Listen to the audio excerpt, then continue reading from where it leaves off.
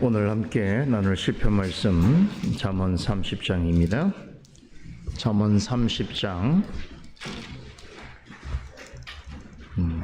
21절에서 23절까지 보겠습니다. 잠언 30장 21절에서 23절 우리 한 목소리 읽겠습니다. 세상을 진동시키며 세상으로 견딜 수 없게 하는 것 서너시 있나니 곧 종이 임금된 것과 미련한 자가 배부른 것과 꺼림을 받는 계집이 시집간 것과 계집종이 주모를 이은 것이니라.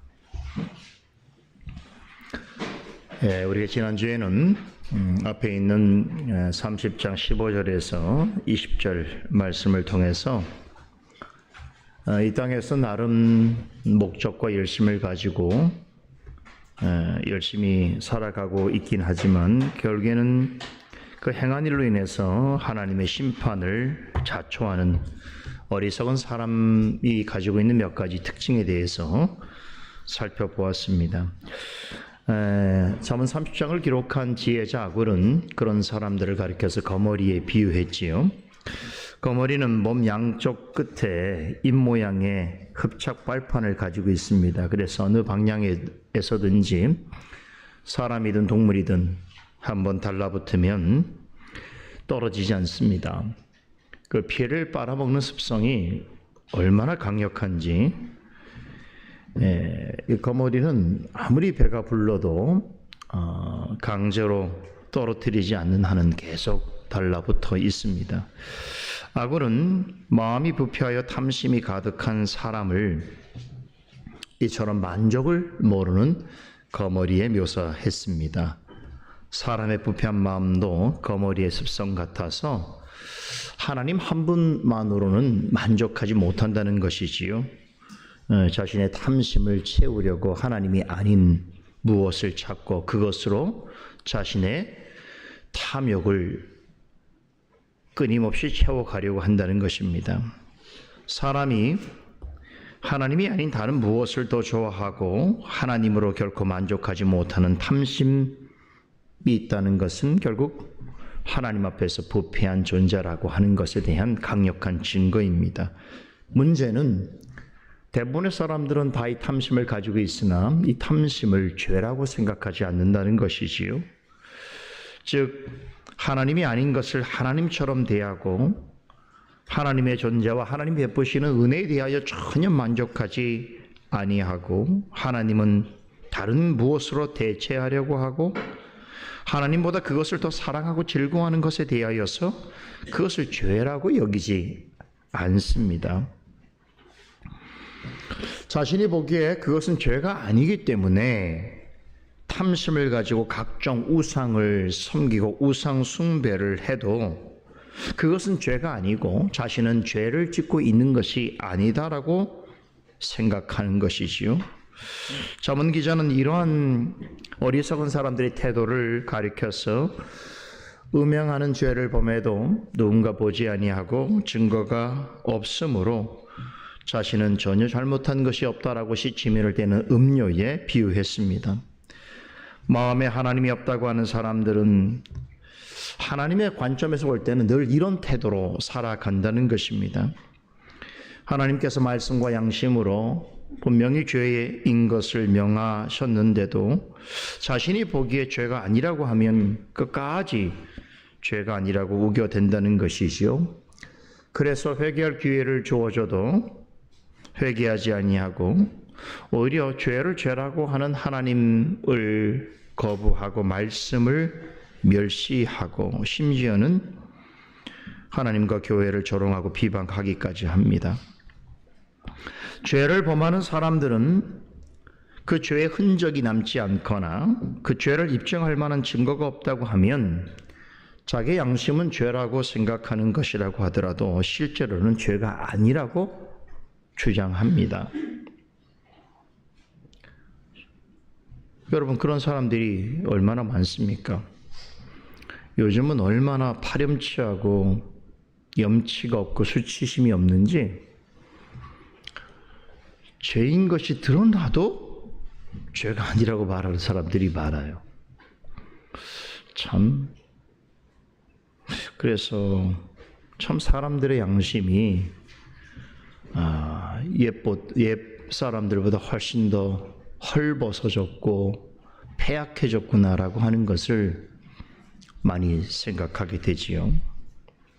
그러나 잠언 기자가 이런 교훈을 하는 것은 결코 사람이 자신의 생각에 죄가 아니라고 하고 죄의 증거가 없다고 하여서 죄를 지은 것이 아니라고 강변하더라도 하나님을 속일 수 없다는 것입니다. 왜 그렇습니까? 하나님은 사람의 외모나 행위만 보지 아니하시고 그 중심의 깊은 생각까지, 동기까지 아시기 때문이지요.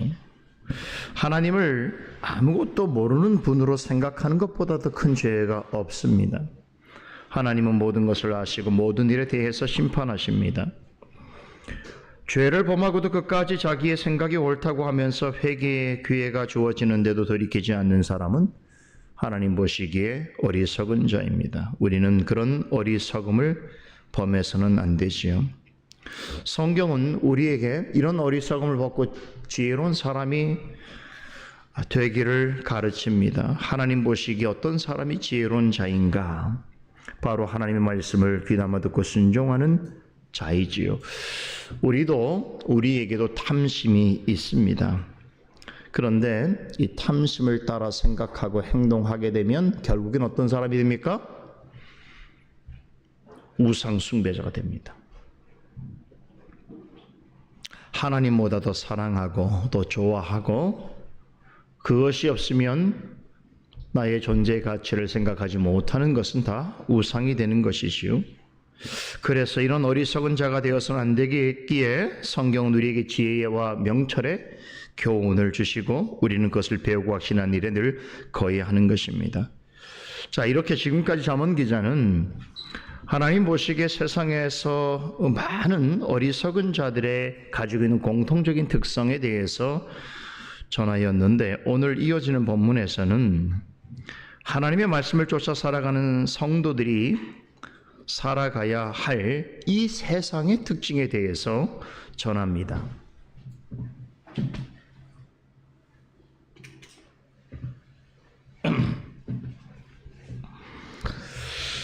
자, 이미 앞에서 하나님을 알지 못하는 사람들의 그 마음이 얼마나 부패하고 완악하고 어리석은 것인지에 대해서 그들의 행위를 통해서 지적했는데 21절에서 23절까지의 내용은 그러한 사람들이 절대 다수를 이루고 있는 이 세상이 가지고 있는 몇 가지, 서너 가지 특징에 대해서 논합니다. 참 이분이 재밌어요.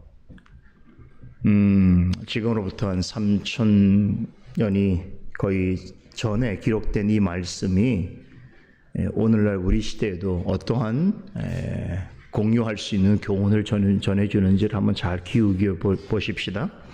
자, 21절을 다시 봅니다. 세상을 진동시키며 세상으로 견딜 수 없게 하는 것 서너 가지가 있다라고 말하지요.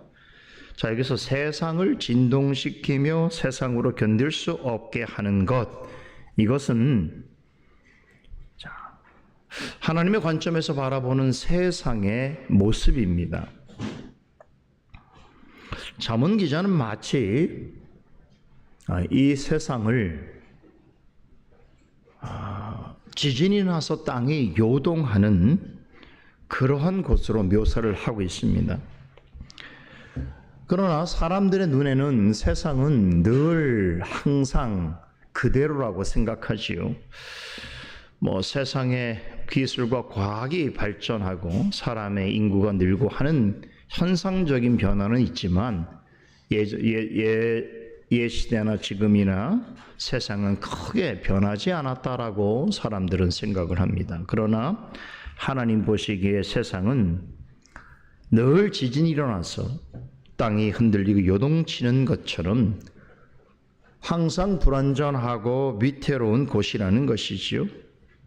다르게 말하자면 하나님을 믿지 않는 사람들이 절대 다수를 이루고 있는 이 세상은 온갖 부정과 불의와 부조리가 넘친다는 것입니다. 그렇기 때문에 이 세상에는 하나님 보실 때에 세상의 근간을 뒤흔들 만한 그야말로 어처구니가 없는 일들이 어디에서든지 항상 일어나고 있다는 것입니다.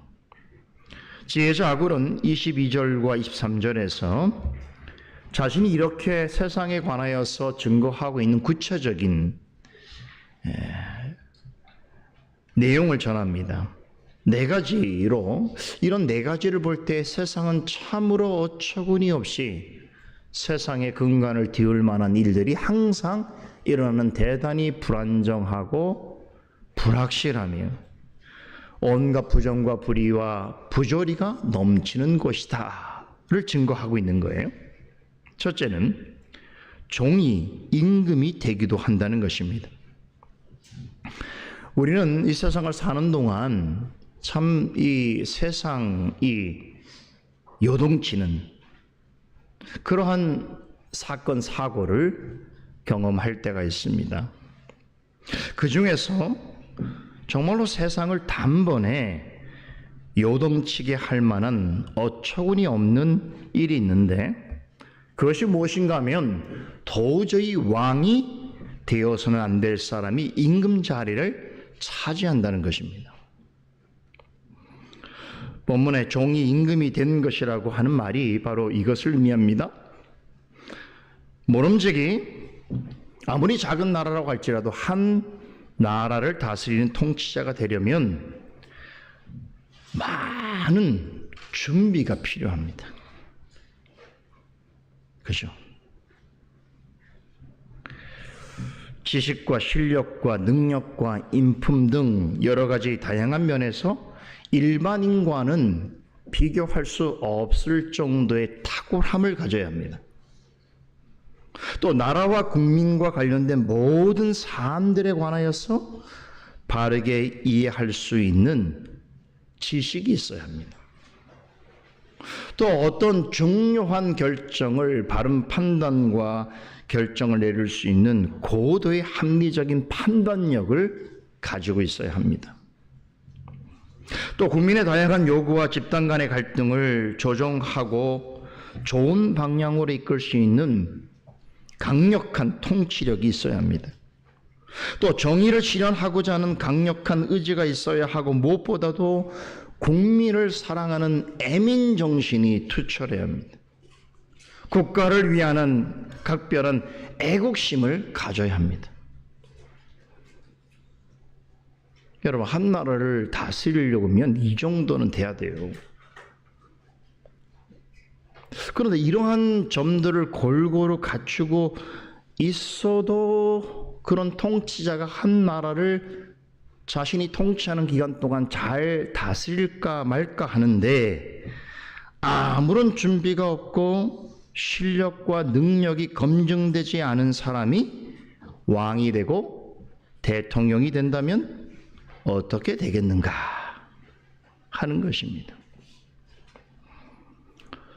그런데 우리가 살아가는 이 세상에는 이런 어처구니가 없는 일, 즉 실력도 능력도 준비도 안 된 종이, 종 같은 노예 같은 사람이 한 나라를 다스리는 통치자에 오르는 일들이 있다는 거예요.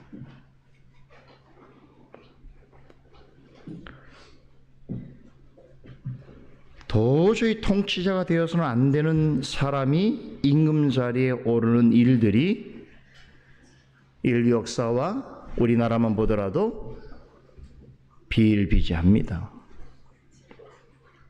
이러한 일은 하나님의 관점에서 보면 한순간에 한 사람 때문에 세상을 격동케 하고 세상의 기반 자체를 뒤흔드는 참으로 어처구니 없고 황당한 일이라는 것입니다. 이런 것은 참으로 불의하고 부조리합니다. 그러나 세계 역사뿐만 아니라 우리나라 역사를 보더라도 이런 말도 안 되는 일들이 심심찮게 일어나고 있습니다. 절대로 왕이 되어서는 안 되는 사람이 통치자가 되면 그로 인해서 한순간에 세상이 뒤집히고 요동칩니다. 그만큼 우리가 살아가는 세상은 불안정하고 위태롭기 그지없다. 지혜자의 말입니다.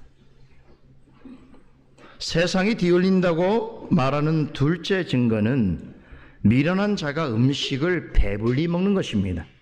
이것도 비유입니다. 여기서 미련한 자는 머리가 나쁜 사람, IQ가 낮은 사람이 아니지요. 영적으로 어리석은 사람을 뜻합니다. 마음에 하나님이 없다 하는 자로서 하나님을 멸시하고 하나님의 법을 무시하며 살아가는 사람인 것이지요. 그런데 하나님의 관점에서 볼 때 참으로 이상한 일이 있는데 이런 사람이 세상에서도 잘 먹고 잘 산다는 거예요. 참 하나님 앞에서 늘 악을 행하는 삶인데도 도리어 세상에서는 더 떵떵거리고 형통한 삶을 살더라. 하나님은 공의롭고 거룩하신 분이시고 심판하시는 분이신데 어찌하여 이런 자가 세상에서 더 잘 산단 말인가? 이것은 세상을 뒤집어 놓을 만큼 이상스러운 일이다라는 것입니다. 그런 사실 이것은 우리가 현실 속에서 늘 목격하고 경험하는 일이기도 하고 성경에서도 이런 예가 많이 기록되어 있습니다. 그 대표적인 예를 한 가지 말씀드리면 시편 73편에 나오는 악인이지요. 야, 이 사람은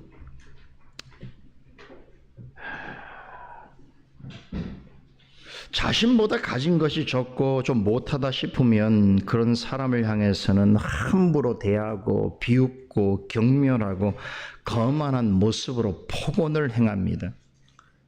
그러면서 또 하늘을 향하여서도 거칠고 비방하는 말을 마구 쏟아냅니다.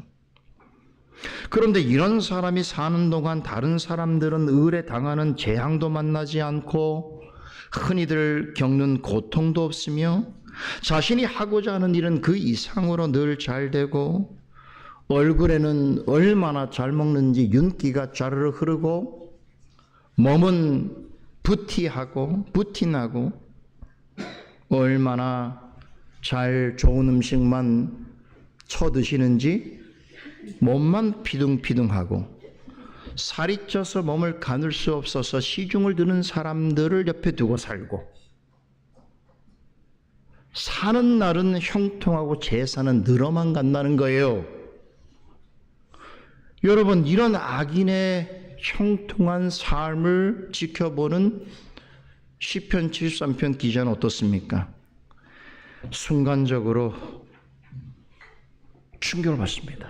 과연 하나님은 무엇을 하시는가? 하나님이 하시는 일에 대하여 의문을 품게 되고 그 일로 인해서 믿음이 흔들리고 영적으로 실족할 뻔하였다라고 고백합니다. 그러면서 이렇게 말하지요. 나는 악인과 달리 깨끗한 마음으로 살아가려고 이렇게 애를 쓰고 어떻게 하면 죄를 짓지 않으려고 순간순간 애써보지만 이 모든 일이 허사란 말인가? 그럼 나도 저들처럼 살아도 된단 말인가? 라고 하는 생각이 순식간에 지나가는 거죠. 나는 하나님을 의식하여 하나님 앞에서 잘 살아보려고 정말 무진무진 애를 쓰고 있는데 세상에 악한 사람들은 무슨 일을 해도 잘 되고 형통하고 번성하고 만족하고 잘 먹고 잘 사는 것을 지켜보게 될 때에 도대체 하나님은 어디 계시는가 생각하게 된다는 거예요.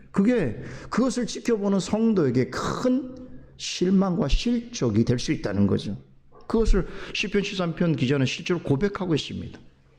나는 하나님 앞에 경건하게 살아가려고 애를 쓰지만 그런 악인들의 삶을 바라볼 때 내 발걸음이 실족할 뻔하였구나, 이렇게 고백한단 말이에요.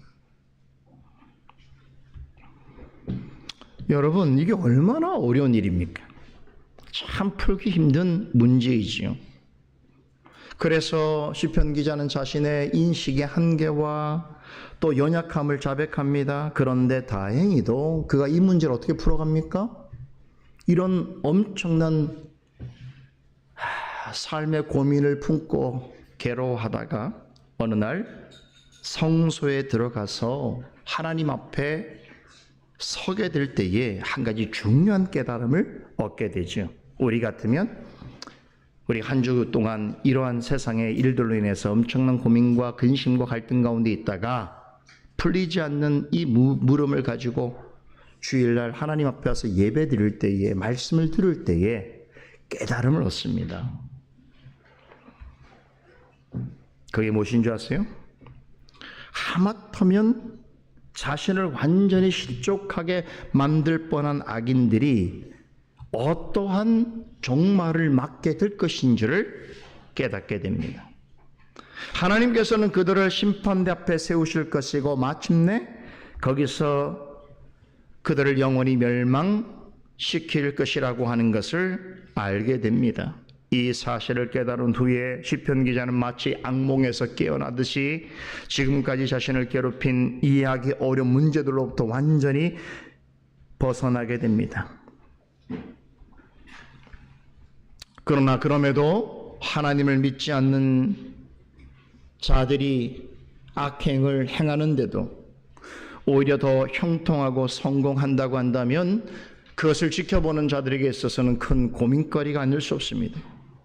그러나 우리가 살아가는 세상에는 이런 일들이 항상 있습니다. 그래서 하나님을 모르는 사람들도 양심적으로 이 세상을 바라보면서 이 세상은 불의하고 부조리하다고 말하는 것이, 그만큼 세상은, 부패한 사람들이 모여 사는 세상은 근본적으로 허약합니다. 이해되시겠어요? 세상이 이렇다고 말하는 세 번째 증거는 꺼림을 받는 여자가 시집을 잘 가는 것입니다. 우리 개역성경에서는 꺼림을 받는 계집이라는 말로 번역하고 있는데 좀 옛 번역이죠. 오늘날에는 계집이란 말을 사용하지 않으니까 옛날 번역이라고 생각하시고 이해하시면 되겠습니다. 그런데 여기서 꺼림을 받는다라고 하는 표현은 가증이 여김을 받는다는 건데, 그렇다면 가증이 여김을 받는 여자는 누구를 가리키는가? 이것은 혼인하기 전에 적합하지 않은 행동을 하는 여자를 의미합니다. 그러니까 결혼하기도 전에 이미 부도덕하고 부적절한 행동을 서슴지 않은 여인들이 있다는 것이지요. 고대 사회에서는 결혼 전에 여자가 성적으로 타락한 행위를 매우 부도덕한 일로 여겼습니다. 그런데 실제로 그런 행위를 한 여자가 자신이 한 일에 대하여 아무런 돌이킴이나 반성도 없고 오히려 정결하고 순수함을 지키려고 애쓴 여인보다 더 현실 속에서는 시집을 잘 가고 원하는 가정을 잘 이룬다면 어떻게 되겠냐는 거예요. 참, 그죠? 뭐 개인적으로는 그럴 수 있겠습니다만 온 사회가 이런 일들이 정말 일반화되어지고 이런 일들에 대해서 고민하나 하거나 문제 삼는 사람들이 아무도 없고, 이해되시겠어요? 뭐 부도덕하든 불의하든 뭐 성적으로 타락하든 간에 이런 일들에 대하여 아무도 관심을 갖지 않고 그냥 자신이 원하는 대로 살아가는 세상이 된다면 그런 세상은 소돔과 고모라 같은 세상이 될 것입니다. 그렇게 되면 사회 질서는 무너지게 될 것이고 나라의 기강은 흔들릴 것이고 국민의 미래는 어두워질 것입니다.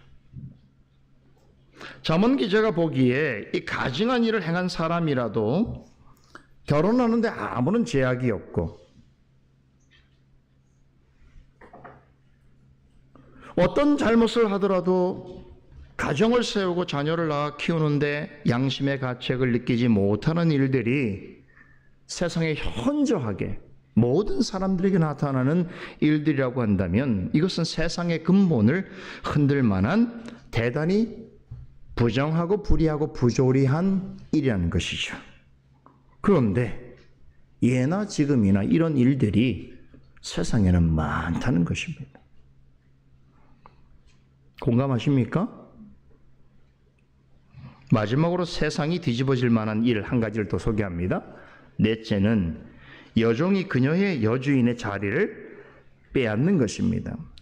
우리 개역성경에서는 계집종이 주모를 이은 것이라고 번역을 합니다만 이것도 오늘날 잘 사용하지 않는 표현이지요. 여기서 계집종은 여자 노예, 그러니까 여종을 뜻합니다. 우리말로 하인이죠. 여자 하인은 여주인을 시종드는 사람입니다. 자, 그런데 비록 하인이지만 잘 대해주고 또 늘 은혜를 베푸는 여주인이 있다고 생각해 보십시다. 그러고 보니까 오늘 제가 창세기 강설 시간에 이 얘기를 하게 될 거예요. 오늘 사레와 하갈의 관계를 말씀드립니다. 딱 이 말씀이에요. 사레는 하갈의 여주인이에요. 하갈은 사라의 몸종이에요. 그런데 이 두 여성이 아브라함의 가정 안에서 어떤 일이 이들로 인해서 이루어지는가 오늘 말씀을 보게 될 텐데 오늘 제가 이거 잠언 말씀을 보면서 어찌나 이렇게 말씀이 딱 맞게 구성이 되어 있는지 이건 도저히 제가 맞출 수 없는 일이다. 하나님이 솔리데오 글로리아 교회를 사랑하신다고 밖에 저는 말할 수 없다. 그래서 많은 생각이 들었어요. 사실 오늘 강설 시간에도 창세기 강설 시간에도 이 내용이 언급되어지는데 그런데 하나님의 관점에서 볼 때 세상이 근본적으로 뒤흔들 만큼 요동칠 만한 일이 무엇인가 하면 쉽게 말하면 원래 여종이었던 자가 여주인의 자리를 강탈하려고 한다는 것이에요. 여러분 이것은 여주인 입장에서 여주인의 입장에서 생각해 본다면 대단히 불행하고 비극적인 일이 되겠죠. 결국 그로 인해서 여주인의 가정은 풍비박산 나게 될 것입니다. 자, 그런데 여기서 여주인과 여종은 단지 주인과 노예와의 관계만을 의미하지 않습니다. 이건 비유니까요. 결국 권위와 지위 면에서 높고 낮은 위치에 있는 모든 관계를 비유한 것이라고 볼 수 있습니다. 예를 들면 왕과 백성의 관계일 수도 있고 부모와 자식의 관계일 수도 있으며 남편과 아내 또 선생과 제자의 관계일 수도 있습니다. 세상에는 이렇게 윗사람과 아랫사람이 있습니다. 그런데 만약에 이 윗사람과 아랫사람의 관계가 완전히 깨트려진다고 생각해 보세요. 그러니까 아랫사람이 윗사람에 대하여 늘 경멸하고 반역하고 심지어는 공격해서 그 자리를 빼앗으려고 한다면 이런 일이 가정이나 사회에서 늘 일어난다면 여러분 어떤 세상이 되겠냔 말이에요. 그러나 안타깝게도 오늘날 우리는 윗사람이 아랫사람에게 도전받고 공격받는 일들을 심심찮게 목격하고 그여가는 소식들을 듣게 됩니다. 부모를 미워하고 심지어 구타하는 자식들이 있는가 하면 학교에서는 선생님을 조롱하고 위협하는 학생들도 있다는 이야기를 듣게 됩니다.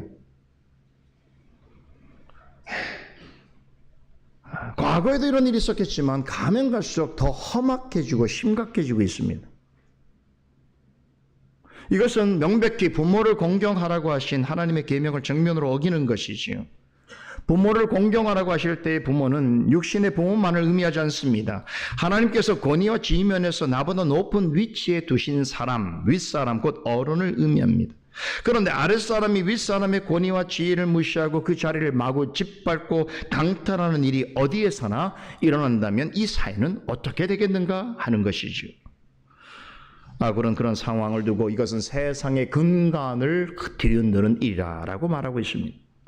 그런데 예나 지금이나 세상에는 이런 상식 밖에, 인간의 양심 밖에 일어나는 일들이 아무 때든지 어느 때든지 실제로 일어나고 있습니다.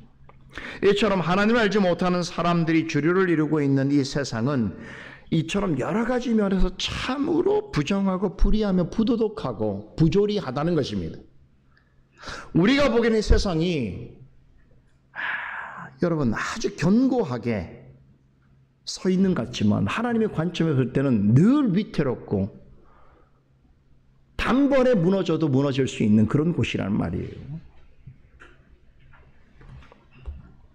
우리 모두는 이런 부정과 불의와 부조리가 활개치는 세상에서 살아가고 있습니다. 하나님을 알지 못하는 사람들은 말로는 세상이 불의하고 부조리하다고 하지만 이 모든 것이 죄로 말미암아 부패해진 사람의 마음으로부터 비롯되었다는 사실에 대해서는 공감하지 않습니다. 인정하지 않습니다.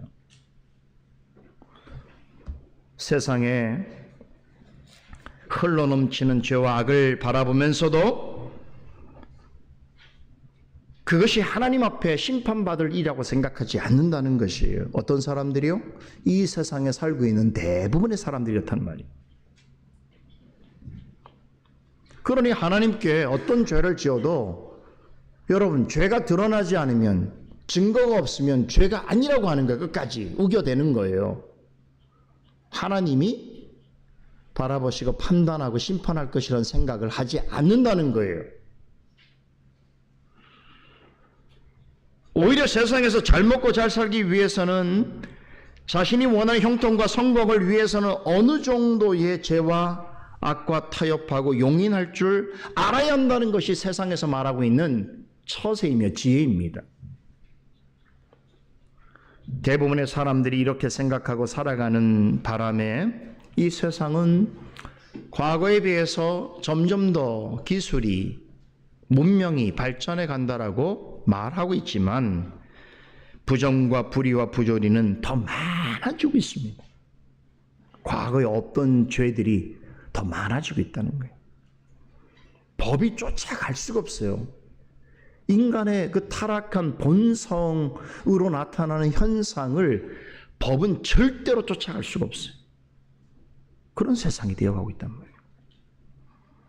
이런 세상을 담지 않고 추구하지 않는 것이 지혜입니다. 그러면 이 지혜를 얻으려면 어떻게 해야 될까요? 하나님의 말씀을 잘 듣고 깨닫고 묵상하고 그 말씀을 따라 순종하며 살아가야 하는 것입니다. 이것이 하나님 보실 때의 이 세상에 지혜 있는 자의 모습이다, 이 말입니다. 기도하겠습니다.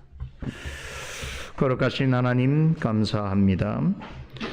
오늘도 전문 말씀을 통하여 우리가 살아가는 세상의 본성이 어떠한지, 이 세상의 본질이 무엇인지에 대하여 말씀으로 명확하게 지적하여 주시니 감사를 드립니다. 그러므로 경성하여 근신하여 늘 하나님 앞에 말씀을 쫓아 또한 성령을 따라 살아가는 저희들이 되게 하여 주시고, 이 세상에 하나님을 알지 못하는 사람들이 구하는 그 어떤 것이 아니라 하늘로부터 나리는 하나님의 지혜와 명철로서 살아가는 주의 백성들 되게 하여 주시옵소서. 예수 그리스도 이름으로 기도드리옵나이다. 아멘.